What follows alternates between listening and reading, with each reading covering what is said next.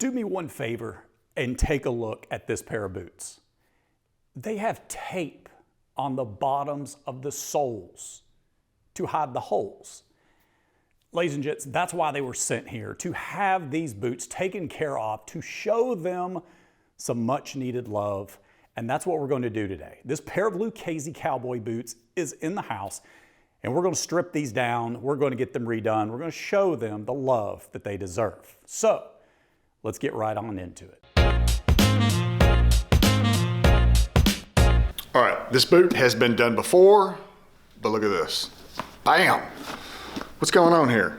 Tape. It's not even like duct tape. It's some sort of, I don't know, packing tape or something. But these have been done before in a half sole. Now, one of the things I recognized is this is supposed to be a double stitched welt. It was only single stitched around here. We're gonna fix that. Get them back the way they used to be. Let's go.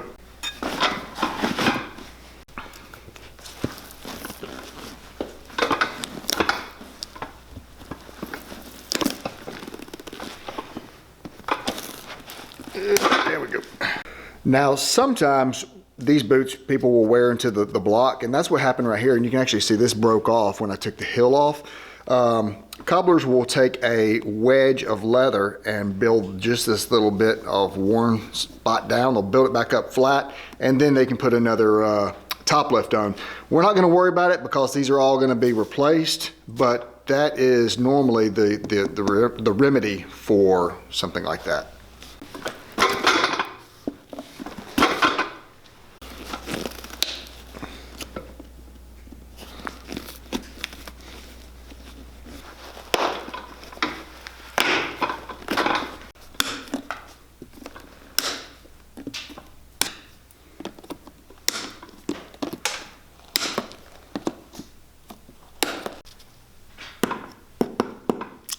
I'm coming back to this.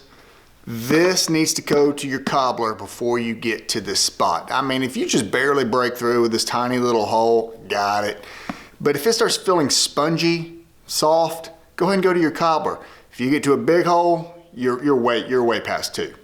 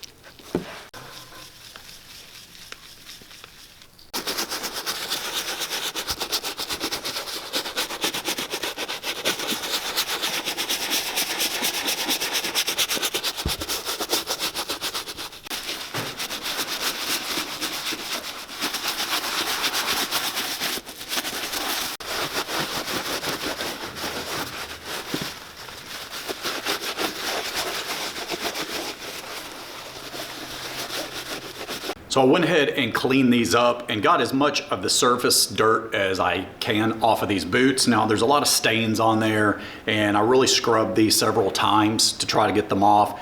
It is what it is at this point. So what we're going to do is just go ahead and get a lot of conditioner on here, and then I'll polish them, just try to get a little bit of that color back, and then we will continue on with the resole. So let's get to the conditioning.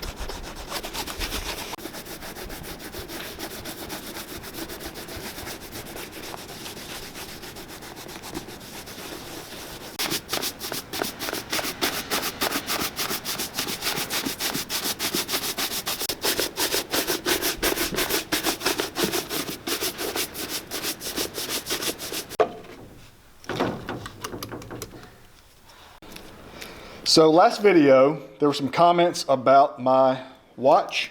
It is a Vaer, assembled here in the US. I haven't always been a watch guy. In fact, it just felt awkward to have something on my wrist, but I have been wearing this for quite a while, every single day. You know how we like to support American-made companies. Now guys, you know that Heath and I both talk about the importance of always buying high quality footwear. A high quality piece of footwear is going to last you for years and years of wear. And like Heath said, a timepiece is no different. In the world of fast fashion watches, Heath and I both prefer classic looking timepieces that are high quality and will last for years of use.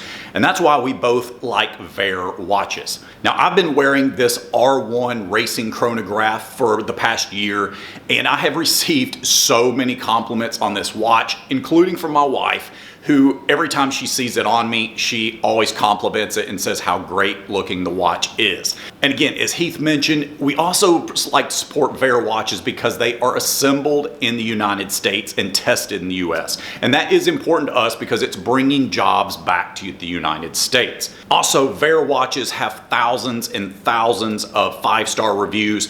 People love them. They just look amazing, and they are great quality timepieces. Now guys, we will put a link down to Vaer below. Make sure to check them out after this video. We promise you, you will not be disappointed in the watches you see.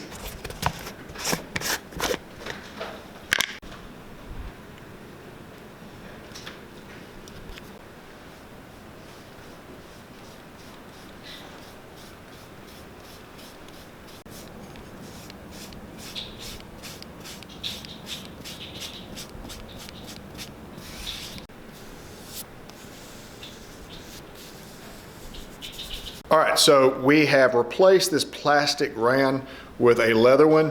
Couple of reasons why we did it. One, plastic over time as it gets sanded, it gets a little bit shorter and you lose a little bit of that spur lip. Also, I just like the traditional leather.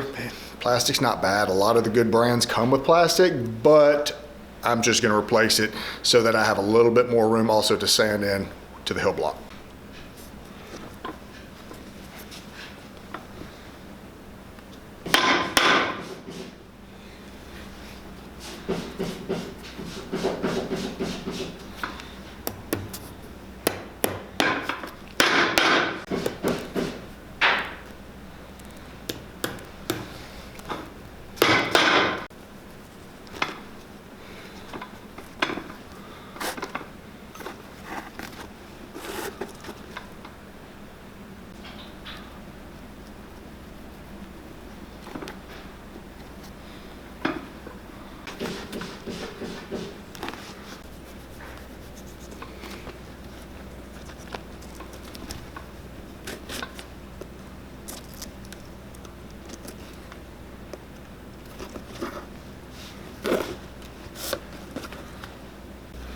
All right, so we're gonna put a new piece of leather in here. The reason why is, if you've seen some of the other Goodyear welted shoes, you'll see us put cork inside. There's a very deep cavity in a lot of these most modern Goodyear welted shoes that you can put cork in. However, a lot of traditional cowboy boots, there's no canvas rib or wall called gimming going around. It is actually just carved into the insole itself. This is all one piece. And so it's very shallow, and traditionally they'll just use a piece of scrap leather to fill it in, make it a little bit more flat, and that's what we're gonna do here.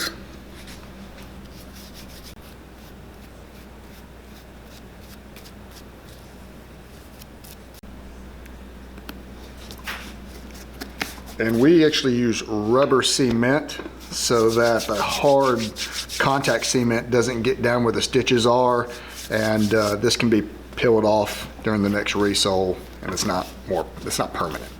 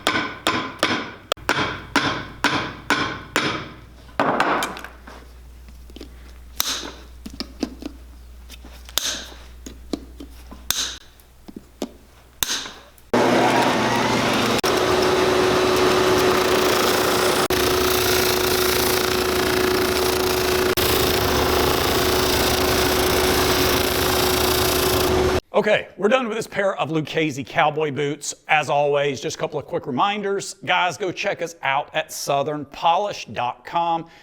Yeah, it's cold outside, but there are some places in the U.S. that it's warm, and a lot of you are going on those vacations. I have a couple of friends that are heading to Hawaii soon, so yeah, I know y'all are. So grab yourself a pair of flip-flops from us at southernpolish.com. Okay, what did we do to this pair of Lucchese boots that were in insanely bad shape? Well, first of all, I wish I was going to Hawaii. Yeah, I do. But I'm not. But as far as the boots are concerned, remember they had a big old hole covered with some sort of tape. Reminder, y'all, that a hole that goes in the bottom of your boot starts small, doesn't become big, and it's just pop in there, smarts. That's like a flat tire. And then it's like a donut. You don't want to ride on the little donut for forever, so don't let the hole get bigger. Take it to your cobbler. Yeah, send them to us. Save the duct tape for, like, you know, an emergency if you're on the Appalachian Trail or something like that. Yeah. But, all right, so this was a double-stitched sole, but they had been done before in a half sole, and the cobbler didn't want to do a double, so he just did a single going around. And, I mean, you know, if they don't want to pay for a new welt, a lot of times it's hard to get 2 stitches in those original holes. And so, I mean, I understand, but we wanted to get it back to the way it was, so we put on an extra wide welt, stitched it, brought it back down to where it originally was, and then he wanted to go from leather, though, to the Vibram cowboy style rubber. And so it's actually the same style that I've got on mine, except this one is actually made for the fiddle waist of a boot. It's got the nails and the pegs and all that, so it just looks good. Forrest was asking, do you like these rubber soles? And I said, aside from the stretch that you get from the stitching in them, they last a long time. I still have those on mine, and I'm not even close to getting near my stitches. I definitely think they're a great option for a lot of you guys that have cowboy boots, that you're really wearing your cowboy boots like every day, or you're using them for your job. This is a great route to go. So anyways, that's about it. Hey guys, again, go check out Bear Watches. We'll put the link down below. And again, thanks for watching. And until next time, y'all have a good one.